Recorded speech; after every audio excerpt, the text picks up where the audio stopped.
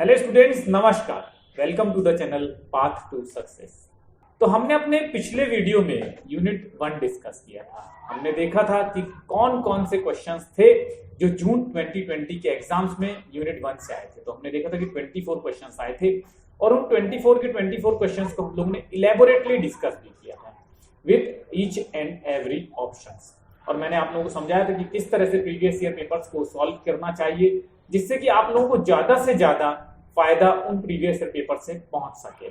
और मैंने ये भी बताया था कि कौन कौन से थिंकर्स आप लोगों को इंक्लूड करना है यूनिट 1 में अब, ताकि आगे के एग्जाम्स में आप लोग अपना अच्छे से अच्छा परफॉर्मेंस दे सके। तो यूनिट 2 भी हम लोग उसी तरह से डिस्कस करेंगे। मैं आप लोगों को बताऊंगा साथ ही साथ जब हम लोग ये क्वेश्चन सॉल्व करेंगे कि किस तरह से और कौन कौन से थिंकर्स हैं और कौन कौन सी चीजें हैं जो हमें रिसर्च मेथोडोलॉजी में पढ़नी है। मगर उससे पहले, क्योंकि मेरा भी ऑनलाइन क्लासेस चल रही हैं और मैं हमेशा अपने ऑनलाइन क्लासेस को प्रमोट करता हूं और चाहता हूं कि आप लोग भी प्रमोट कीजिए, तो हमारी ऑनलाइन क्लासेस ऑलरेडी चल रही हैं। अगर आप उन ऑनलाइन क्लासेस को ज्वाइन करना चाहते हैं तो मेरा व्हाट्सएप नंबर 7838517884 पर मुझे आप व्हाट्सएप मैसेज कर देंगे तो मैं आप लोगों को उन ऑनलाइन क्लासेस को आप कैसे ज्वाइन कर सकते हैं सारी जानकारी मैं आप लोगों को दे दूंगा। अच्छा, एक बात और है कि ऑनलाइन क्लासेस जो हमारी चलती हैं वो इंग्लिश मीडियम के लिए होती हैं, तो हिंदी मीडियम्स के लिए वेरी सॉरी, हिंदी मीडियम के लिए हमारी ऑनलाइन क्लासेस नहीं होती हैं। तो अगर आप इंग्लिश में तैयारी कर रहे हैं और आप अगर अपनी कोई क्लासेस ज्वाइन करना चाहते हैं, अच्छी से अच्छी क्लासेस ज्वाइन करना चाहते हैं, तो आप हमें अप्रोच कर सकते हैं। ठीक है, चलिए देखते हैं यूनिट 2 में कौन कौन से क्वेश्चंस थे वो जो जून 2020 एग्जाम्स में पूछा था। तो सबसे पहला question, who has systematically undertaken the influence of politics on science in his study of sociology of science. तो ऑप्शन 1 था इमाइल दरखाइम, सेकंड था AR रेडक्लिफ ब्राउन, थर्ड था रॉबर्ट के मर्टन, फोर्थ था TB बॉटम। ठीक है, तो मैंने अपने कैप्सूल कोर्स में भी जब पढ़ाया था तो मैंने रॉबर्ट के मर्टन की कुछ इंपॉर्टेंट बुक्स डिस्कस की थी। ठीक है, तो वो इंपॉर्टेंट बुक्स मैं आप लोगों को फिर से बता देता हूं, क्योंकि जो study of sociology of science है ये बुक ही रॉबर्ट के मर्टन की है। तो यानी जब आपने देखा कि सोशियोलॉजी ऑफ साइंस, तो आप लोगों के दिमाग में क्लिक करना चाहिए था कि रॉबर्ट के मर्टन। अगर आपने रॉबर्ट के मर्टन की इंपॉर्टेंट बुक्स पढ़ी है तो इसी तरह से हम आगे देखेंगे। सेरेंडिपिटी भी पूछा हो, तो सेरेंडिपिटी भी जो है ये क्वेश्चन भी उनकी डायरेक्ट बुक से आया है। इनका एक ट्रैवल एंड टूरिज्म बुक है जिसमें कॉलम में सेरेंडिपिटी है इंक्लूडेड है, तो वही बुक से डायरेक्ट क्वेश्चन। अगर आपने ये भी देखा होता कि कौन कौन सी इंपॉर्टेंट बुक्स हैं तो आप ये दो क्वेश्चन सॉल्व कर पाते। ठीक है, यानी मैं हमेशा कहता रहता हूं कि बुक्स बहुत इंपॉर्टेंट है। जो बुक्स मैं आप लोगों को बता रहा हूं वो तो इंपॉर्टेंट है ही, लेकिन मैं कहता हूं कि हमेशा आप नेट पे सर्च कीजिए, किसी भी थिंकर्स की ज्यादा से ज्यादा बुक्स आप देख करके एग्जाम में जाइए। तो फर्स्ट बुक जो मैंने बताई थी वो थी social theory and social structure, Robert K Merton की। Second, social structure and anomie. Third, the normative structure of science. Fourth, the sociology of science. ये इन्होंने लिखी थी 1973 में। फिफ्थ बुक थी सोशियोलॉजिकल एम्बिवेलेंस। सिक्स्थ थी on the shoulder of giant a Shandean postscript. ठीक है, तो शैंडियन एक ट्राइब्स हैं, ठीक है, उनकी स्टडी भी रॉबर्ट के मर्टन ने की है। ये बुक से ही पता चल जाता है हमको। सेवेंथ थी the on social structure and science. तो बार बार साइंस आ रहा है, यानी इनका जो साइंस से रिलेटेड जो भी कॉन्सेप्ट है वो आपको पता होना चाहिए। इन्होंने साइंस के बारे में काफी कुछ कहा है कि सोशियोलॉजी में किस तरह के नॉर्म्स होने चाहिए साइंस से रिलेटेड, यानी इथो ऑफ साइंस क्या होते हैं। ठीक है, जैसे अभी सेरेंडिपिटी क्या होती है, जैसे अभी हमने जो क्वेश्चन देखा sociology of science, influence of politics on science, ये किसने कहा है। तो ये सारी चीजें जो है रॉबर्ट के मर्टन, यानी option 3 is the correct answer, जो कि रॉबर्ट के मर्टन। आते हैं क्वेश्चन नंबर 2 पे। Which term was used by Kuhn to state that science at any given time as being dominated by a specific. ठीक है, option 1 है paradigm, option 2 है model, third है अप्रोच, फोर्थ है theory. Thomas Kuhn जो है इनके ऊपर पिछले साल भी क्वेश्चन आया था।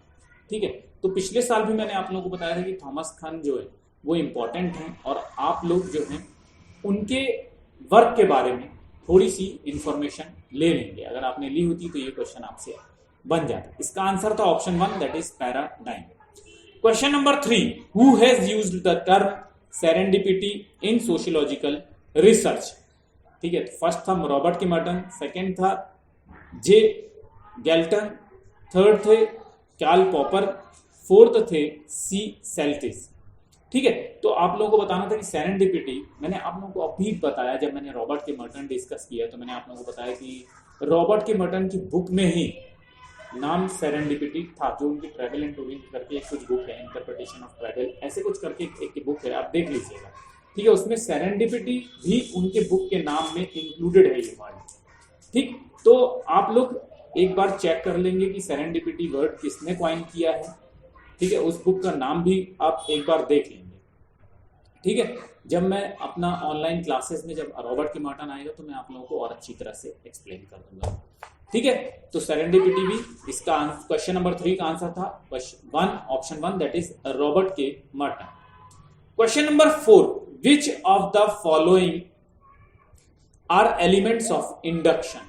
ठीक है, तो इंडक्टिव अप्रोच और डिडक्टिव अप्रोच दोनों ही मैंने बहुत इलेबोरेटली डिस्कस किया था जब मैंने पढ़ाया था। ठीक, तो इसमें ऑप्शन ए दिया है जनरल स्टेटमेंट, बी दिया है suggesting a regular association between two or more variables, C दिया है conclusion in a start is the starting point, D है derived from a series of empirical observation, E है firm conclusion. तो मैंने जब आप लोगों को पढ़ाया था तो मैंने उसमें एक स्टेटमेंट आप लोगों को लिखाया था कि in inductive reasoning we begin with a specific observation and measure begin to detect pattern and regularities, formulate some tentative hypothesis.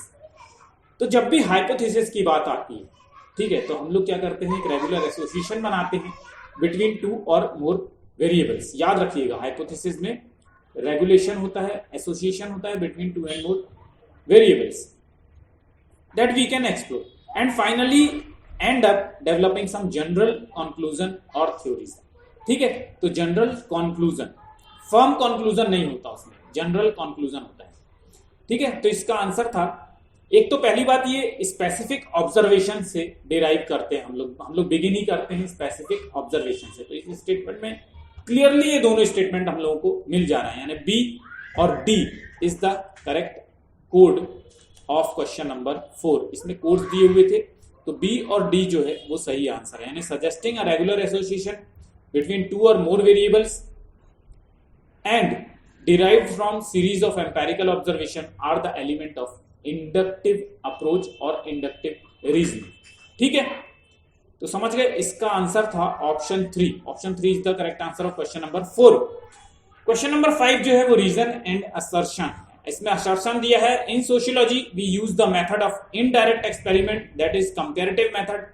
अब देखो, यूजीसी नेट जब हम देखते हैं क्वेश्चन पेपर तो एक पैटर्न होता है हर बार। इस बार कंपैरेटिव मेथड पे बहुत सारे क्वेश्चन थे।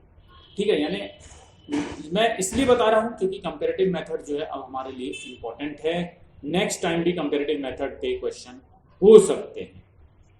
तो असर्शन था, in sociology we use the method of indirect experiment that is comparative method. अभी यूनिट 1 जब हम लोग डिस्कस कर रहे थे तो उसमें हमने देखा था कि यही चीज सेम स्टेटमेंट था, और ये था कि किस थिंकर ने इनडायरेक्ट एक्सपेरिमेंट को कंपैरेटिव मेथड कहा है या डिस्कस किया। ठीक है, तो उसका आंसर था इमाइल डर्कheim, याद रखिए। रीजन है, in natural sciences the establishment of casual connection is facilitated by experiment but such experiments are impossible in social science. तो सोशियोलॉजी में हम लोग इनडायरेक्ट एक्सपेरिमेंट यानी कंपैरेटिव मेथड जनरली क्यों यूज करते हैं, इसलिए यूज करते हैं क्योंकि साइंस में डायरेक्ट एक्सपेरिमेंट कर सकते हैं, लेकिन इस तरह की फैसिलिटी सोशल जब हम वर्क करते हैं सोशल साइंस में तो इसमें हम लोगों को नहीं कर सकते डायरेक्ट एक्सपेरिमेंट। ठीक है, इसलिए हम लोग इनडायरेक्ट एक्सपेरिमेंट का यूज करते हैं। यानी जो असर्शन है उसका रीजनिंग सही भी है, दोनों सही है, और करेक्ट एक्सप्लेनेशन भी है, यानी option 1 is the correct answer of question number 5। Question number 6 पे आते हैं। Arrange the following in a sequence according to the scheme given by Merton. Option A है ऑब्जर्वेशन ऑफ फैक्ट्स, बी है analysis of observe fact, C है theory building, D है generalisation, E है conceptualisation. ठीक है, तो ये जो क्वेश्चन है इसमें दिया है स्पेसिफिकली रॉबर्ट के मर्टन, लेकिन अगर आप कॉमन सेंस से भी इस क्वेश्चन को सॉल्व करना चाहें तो बहुत आसान था ये क्वेश्चन। यानी सबसे पहले आप क्या करते हैं, फैक्ट्स को ऑब्जर्व करते हैं, ऑब्जर्वेशन ऑफ फैक्ट। फिर आप जब आप डेटा कलेक्ट कर लेते हैं ऑब्जर्वेशन के थ्रू, तो आप क्या करते हैं, उसको एनालाइज करते हैं, ठीक है, यानी फिर आएगा एनालिसिस ऑफ ऑब्जर्व फैक्ट। फिर इसके बाद आप क्या करते हैं, कॉन्सेप्चुअलाइज करते हैं, जो आप फैक्ट एनालाइज करने के बाद उसको कॉन्सेप्चुअलाइज कर लेते हैं, ठीक है। फिर क्या आता है, उसको जनरलाइजेशन होता है, फिर लास्ट स्टेप होता है थ्योरी बिल्डिंग, ठीक है। तो समझ गया ना, इसका ऑप्शन 2 जो था वो करेक्ट आंसर था, यानी ABEDC। अगर आपको ये क्रोनोलॉजी याद नहीं थी तो इसको याद कर लीजिएगा, ठीक है। यानी सबसे पहले क्या आता है, ऑब्जर्वेशन ऑफ फैक्ट। फिर क्या आता है, ऑब्जर्वेशन ऑफ फैक्ट क्या मतलब होता है, ऑब्जर्वेशन ऑफ फैक्ट मतलब होता है कलेक्शन, ठीक है। यानी जब हम ऑब्जर्वेशन क्या प्रोसेस है, डेटा को कलेक्ट करने का एक प्रोसेस है। फिर हम उस डेटा को क्या करते हैं, एनालाइज करते हैं। एनालिसिस में क्या होता है, एनालिसिस में होता है एडिटिंग होता है, कोडिंग होता है, क्लासिफिकेशन होता है, ठीक है। तो हम एनालिसिस कर लेते हैं। फिर इतना एनालिसिस करने के बाद क्या होता है, चीजें हमें कॉन्सेप्चुअलाइज हो जाती हैं, ठीक है। यानी हम कॉन्सेप्चुअलाइजेशन करते हैं। फिर उसके बाद फिर इसके बाद क्या करते हैं, इनको जनरलाइज करते हैं। फिर उसके बाद एक थ्योरी बिल्ड करते हैं, ठीक। ABEDC इसका सही कोड था। क्वेश्चन नंबर 7 पे आते हैं, देखते हैं क्वेश्चन नंबर 7 क्या है। Which of the following elements are involve in data analysis. तो मैंने अभी जस्ट पहले वाले क्वेश्चन में मैंने आप लोगों को बताया कि डेटा एनालिसिस में क्या क्या चीजें होती है। देखते हैं इसमें ऑप्शन ए क्या है। ऑप्शन ए है डेटा कलेक्टिंग, बी है कोडिंग, सी है एडिटिंग, डी है क्लासिफिकेशन, ई है ऑब्जर्वेशन। नीचे कोड्स दिए हुए हैं, ठीक है। तो इन कोड्स को देख करके आपको सही आंसर बताना था। तो मैंने अभी बताया आप लोगों को कि डेटा एनालिसिस में क्या होता है, कोडिंग होता है, एडिटिंग होता है, क्लासिफिकेशन होता है। यानी ऑब्जर्वेशन क्या है, डेटा कलेक्शन का मेथड है, और ये डेटा कलेक्टिंग, डेटा कलेक्टिंग भी क्या है, डेटा कलेक्शन में होता है, ठीक है। तो इसका आंसर क्या है, BCD, यानी ऑप्शन 4 जो कोड 4 है, that is the correct answer of question number 7। Question number 8 देखते हैं। Who used reflexive critique in his engagement with Kantian philosophy. तो कांट और हेगेल।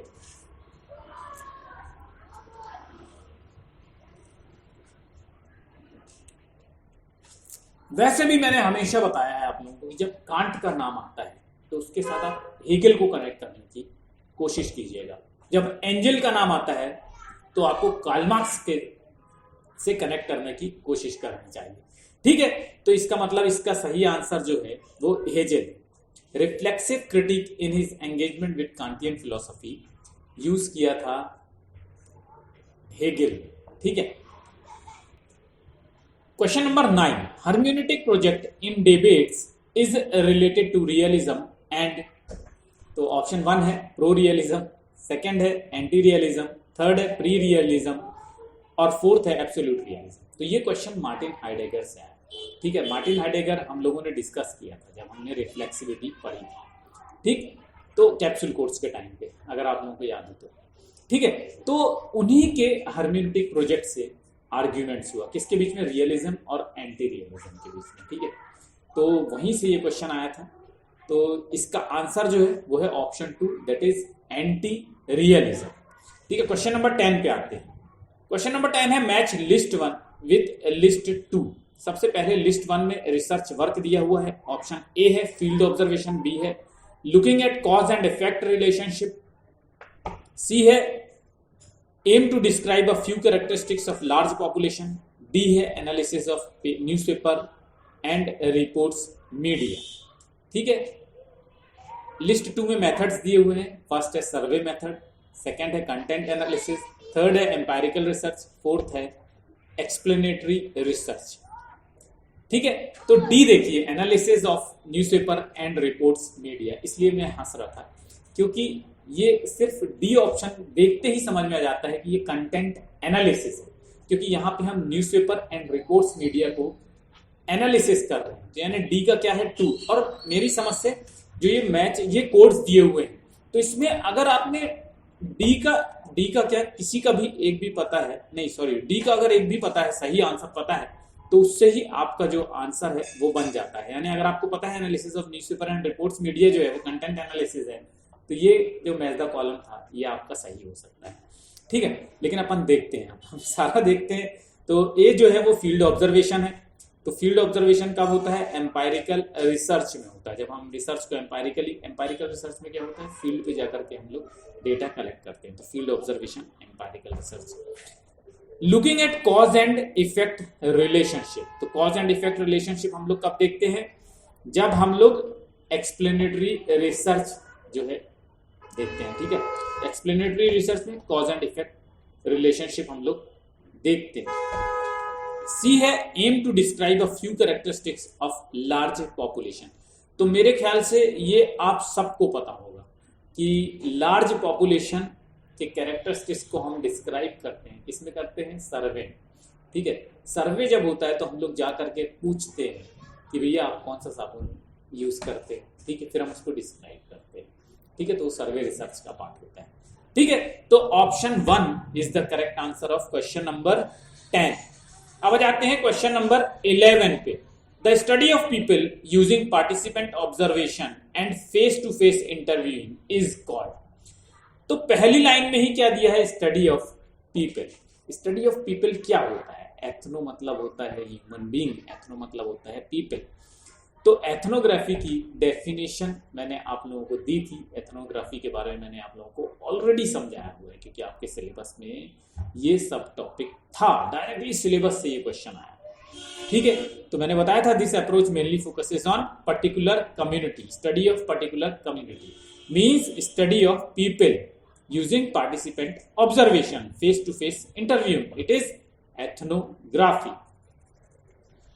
Question number 12.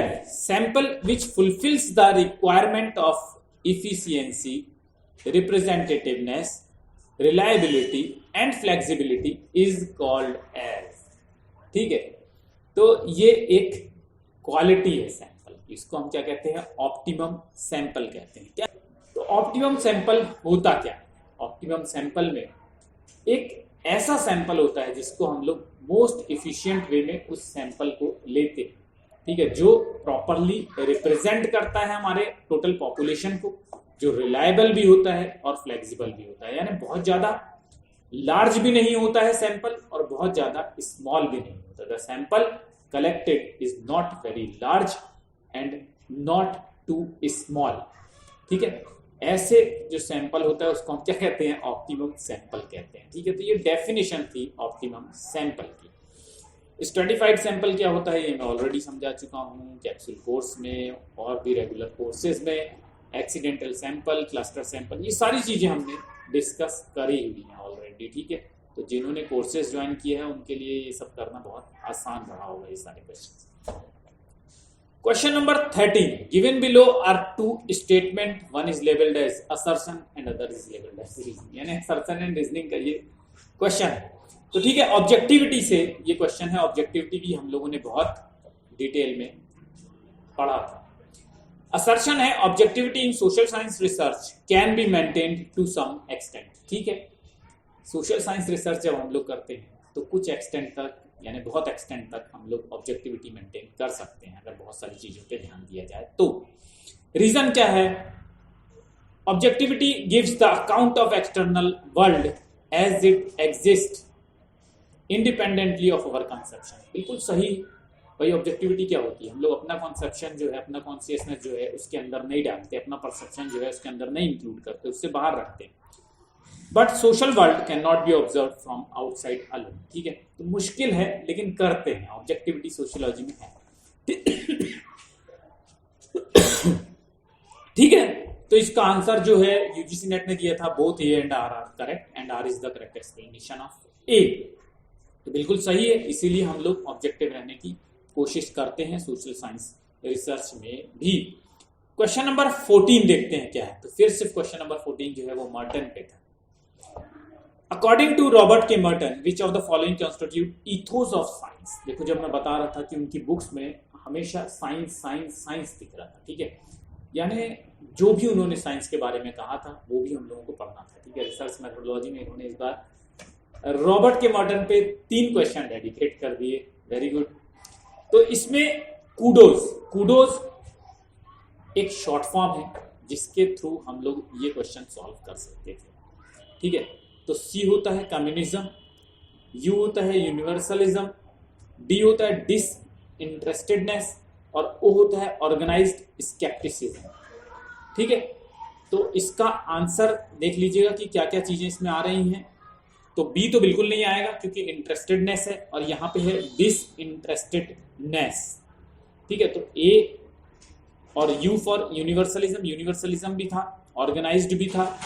ठीक है, और कम्युनलिज्म, तो कम्युनलिज्म भी इसमें होता है।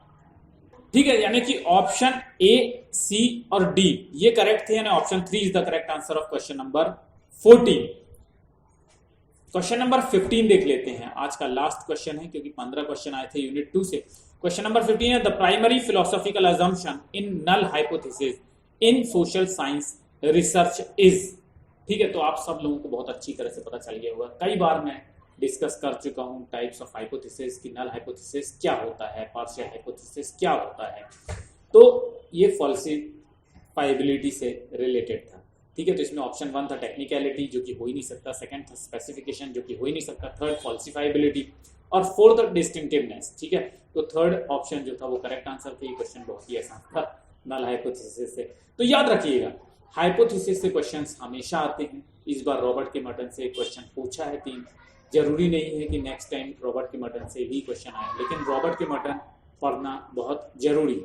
ये सारी चीजें आपने देख ली हैं, तो इन्हीं से रिलेटेड जो टॉपिक है रॉबर्ट के मर्टन के, अगर आप लोगों को मिलते हैं तो आप लोग पढ़ लीजिएगा। हाँ, बुक्स पे आप बहुत ज्यादा ध्यान दीजिएगा। आप देख रहे हैं कि बुक्स में ही जो वर्ड होते हैं वहीं से ये क्वेश्चन आ जाते हैं। अगर कोई ऐसा वर्ड आता है सेरेंडिपिटी जैसा जो इस बार आ गया है, तो वो किसने क्वाइन किया है ये भी देखना जरूरी है। ठीक है, कैसे वो सोशियोलॉजी में आया ये भी देखना जरूरी है। तो रॉबर्ट के मर्टन ही सोशियोलॉजी में इसको लेकर आए हैं, इस वर्ड को। ठीक है, तो इस तरह से, और बाकी सारी चीजें जो हैं वो तो हम लोग पढ़ते ही हैं, कुछ एक्सीडेंटल नहीं था इसमें। अगर आपने कैप्सूल कोर्स या रेगुलर कोर्स अच्छे से देखा होगा तो इसमें मैं समझता हूँ कि 15 में से मैं फिर भी, चलो 2 क्वेश्चन हटा देते हैं, फिर भी 13 क्वेश्चन आप अच्छी तरह से कर सकते थे। ठीक है, तो आप सभी जानते हैं उन ऑनलाइन कोर्सेज को जो हमारे चल रहे हैं उनको ज्वाइन करने के लिए क्या करना है। मेरे व्हाट्सएप नंबर 7838517884 पर आप मुझे व्हाट्सएप मैसेज करेंगे तो मैं आपको सारी जानकारी दे दूंगा।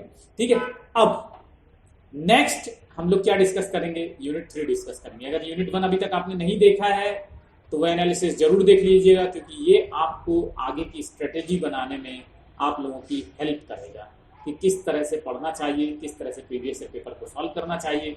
तो यहाँ पे मैं ये बता भी नहीं पाया हूँ कि किस तरह से। ठीक है, पहले वाले में मैंने बहुत अच्छी लेवरेटली डिस्कस किया था क्योंकि वीडियो बहुत लंबी हो जाती है। ठीक है, लेकिन फिर भी मैं बता देता हूँ कि यहाँ पे जैसे रॉबर्ट के मर्टन है तो आपको ऑर्गेनाइज्ड स्केप्टिसिज्म क्या होता है ये तो पता होना चाहिए।